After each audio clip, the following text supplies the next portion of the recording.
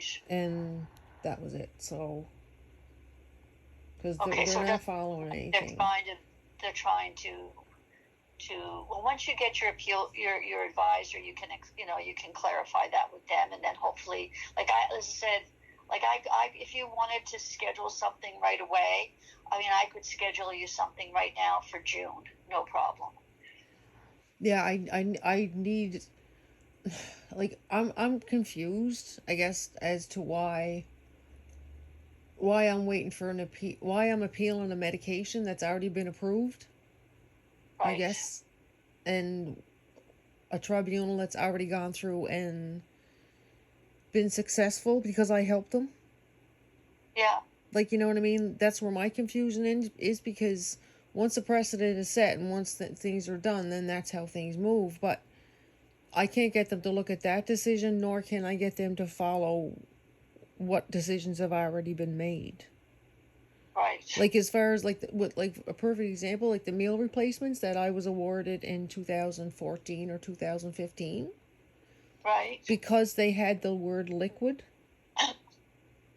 It's now 2023. I'm 5'9", 102 pounds, and I'm going back to a tribunal asking for meal replacements again because we're stuck on semantics of the word liquid.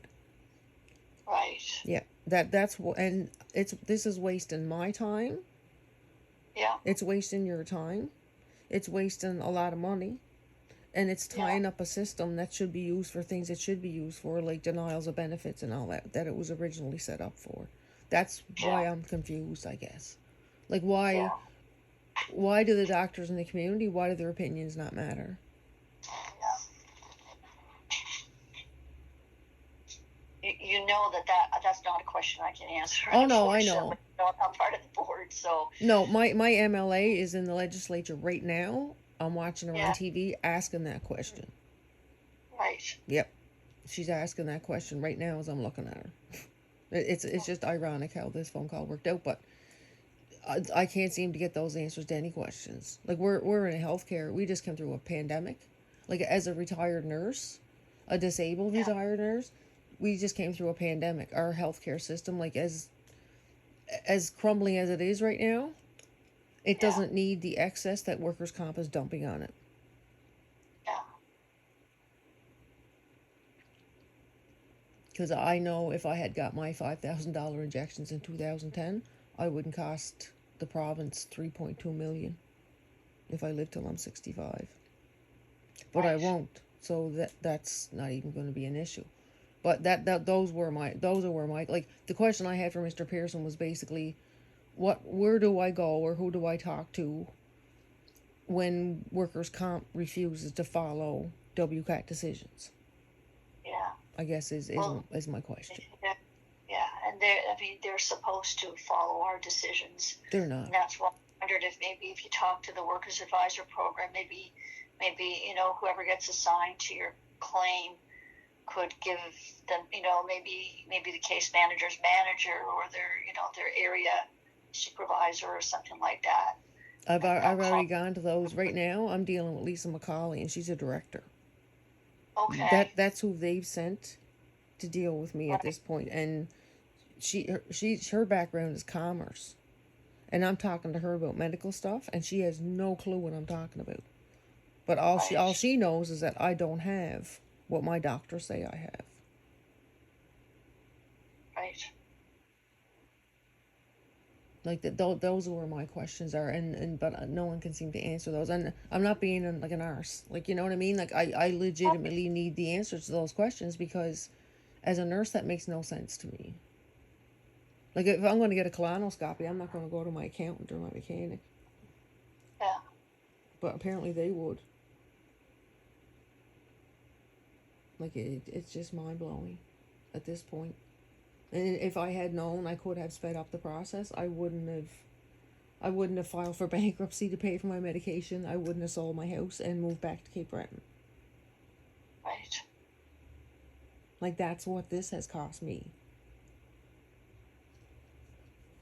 So that's why I applied for MAID, because I plan to go out with what little dignity workers' compensation has left me with, which is not going to be much, because I still can't get my case manager to stop lying to the psychologist.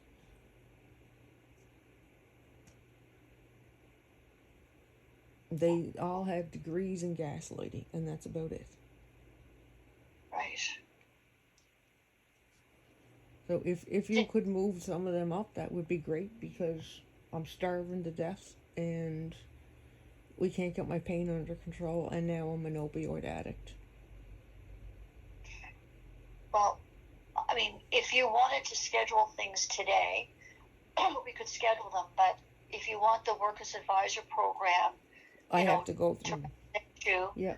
then it doesn't really make much sense to schedule things today, because They're bogged down. That's why it's going to take 3 to 5 years. Like, they're completely bogged down. And they're bogged down. Like, this is how I see it. Because I advocate for other injured workers. I help other injured workers with appeal. Because at this point, for me, it's been 16 years. So I'm pulling bodies out of the river. And other people are pulling bodies out of the river. But no one's going up to stream to find out why so many people are falling in. Yeah. And it's because workers' compensation is denying everything. Those doctors are making medical decisions that if the College of Physicians and Surgeons really sat down and looked at it, instead of not wanting to deal with the bureaucracy and red tape that's associated with workers' compensation, right, there would be an outrage. I've got decisions here where a doctor admitted, I don't know what admitted in writing that they didn't know what the diagnosis was, so they Googled it. And after Googling it, no, I don't have it. Right. So, like, it's things like that. Like, I just retired Dr. Malik, like, literally, just retired Dr. Malik through a complaint process. I don't have any energy left to really fight with compensation.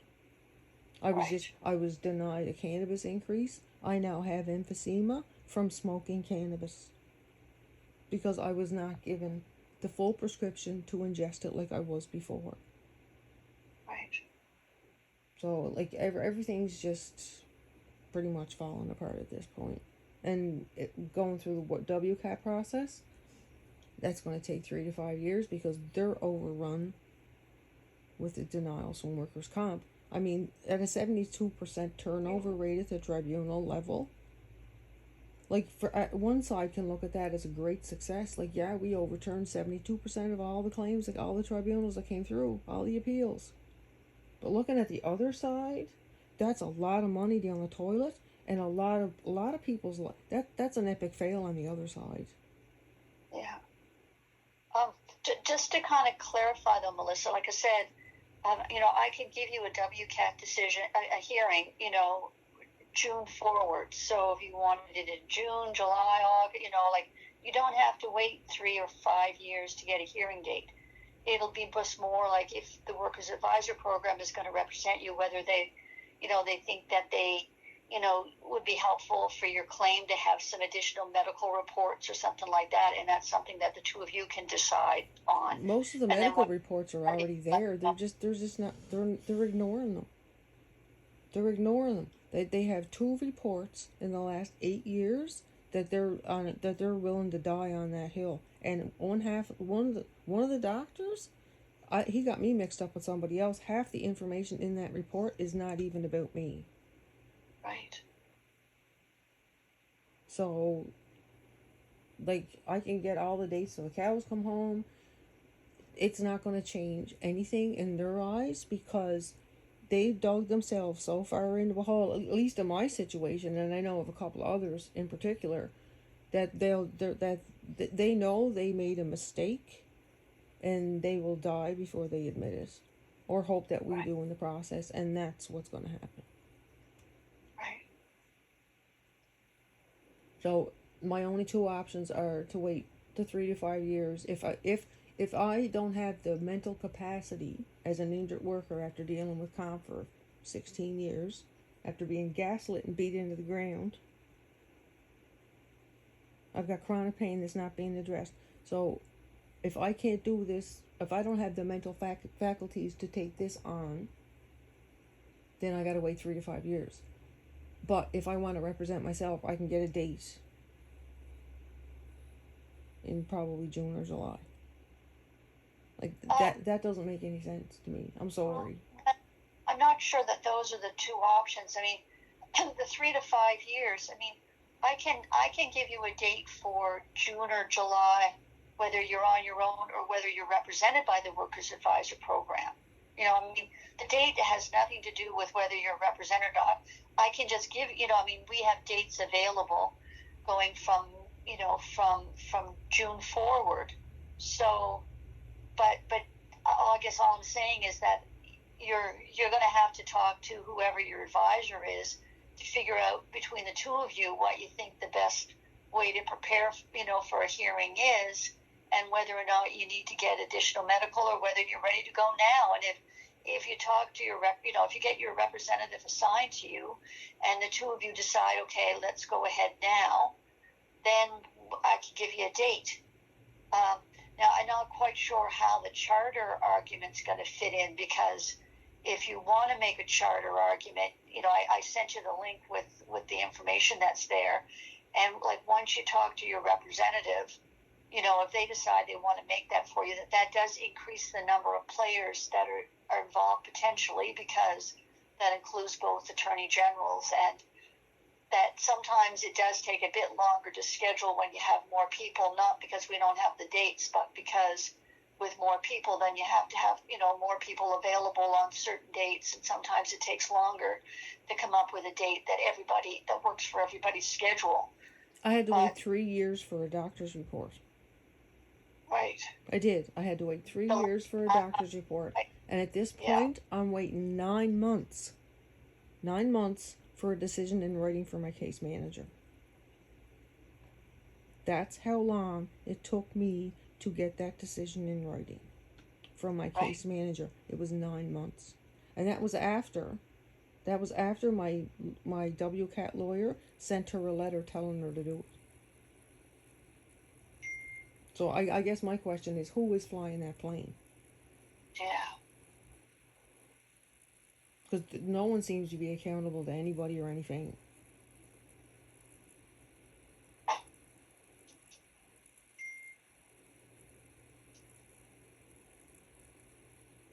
I don't know what to tell you. I know. I'm no one seems to know.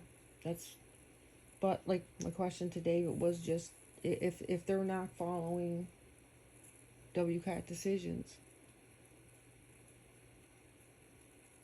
or I send them a WCAT decision that's basically linked to my case, and I know it is because I helped that person's wife win that tribunal.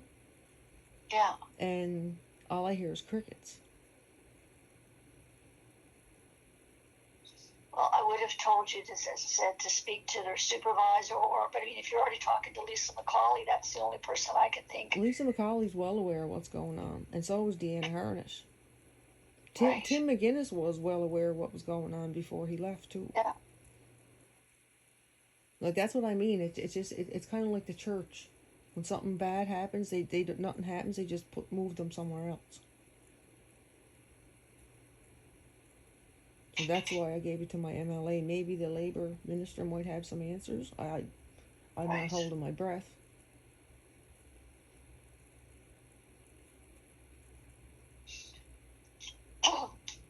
Like, I apologize. Like I don't know what to say either, because I've never ever in my entire life seen a situation like this. If someone else explained that this was going on with them, I would think they were out of their mind. Like, it's not possible. But yet Lisa McCauley will state that it sounds like everything that could have went wrong. Okay. Now what? Nothing.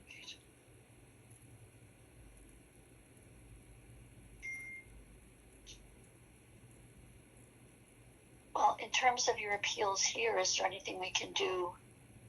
I'd like a speedy date. Going? What's that? I'd like a speedy date, because the quicker I can be out of pain, the better. Okay. But that's going to rely totally on WCAT, because it's going to rely on the lawyer's schedule. They're going to reach out. As far as I know, my employer doesn't want to participate at this point.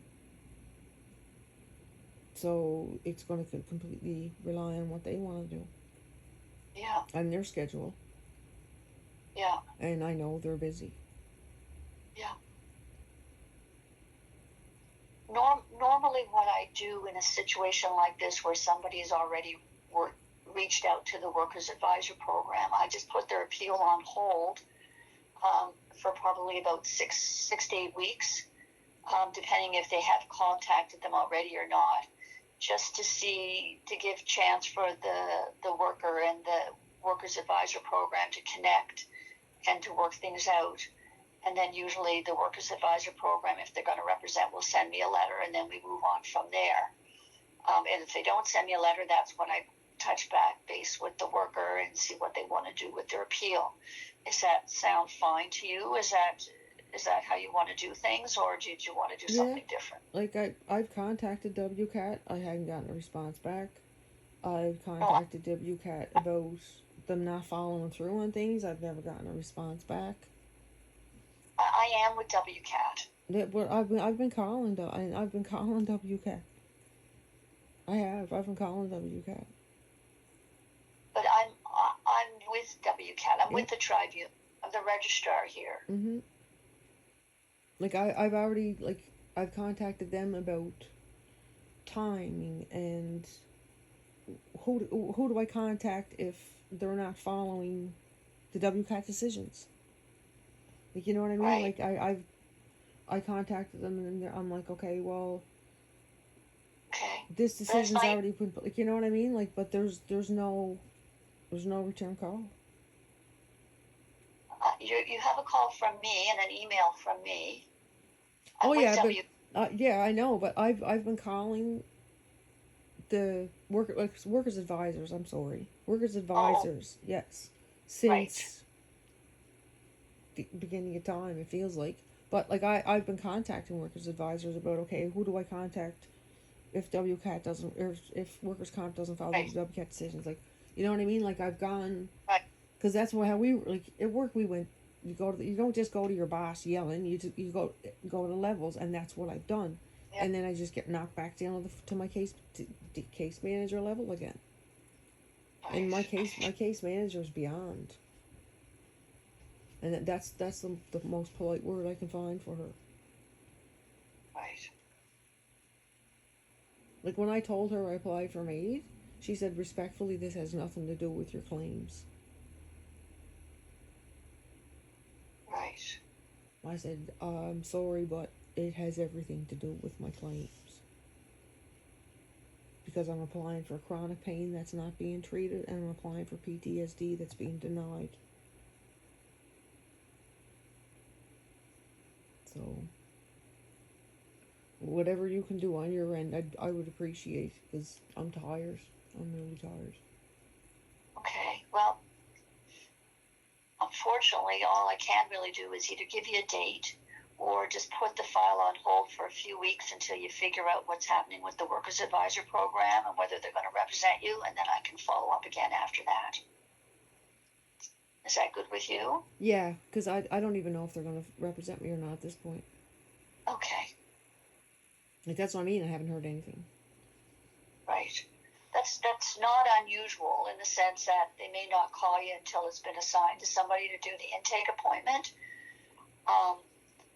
It doesn't hurt to follow up as well, just to make sure that is, going through the proper channels.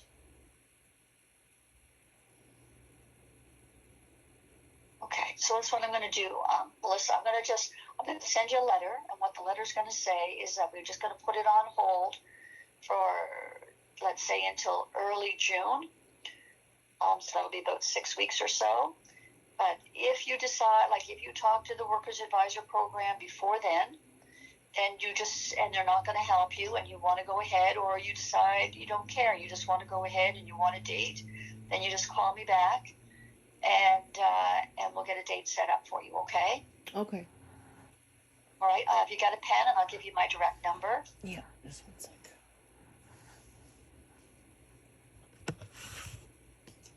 Okay. It's 902 424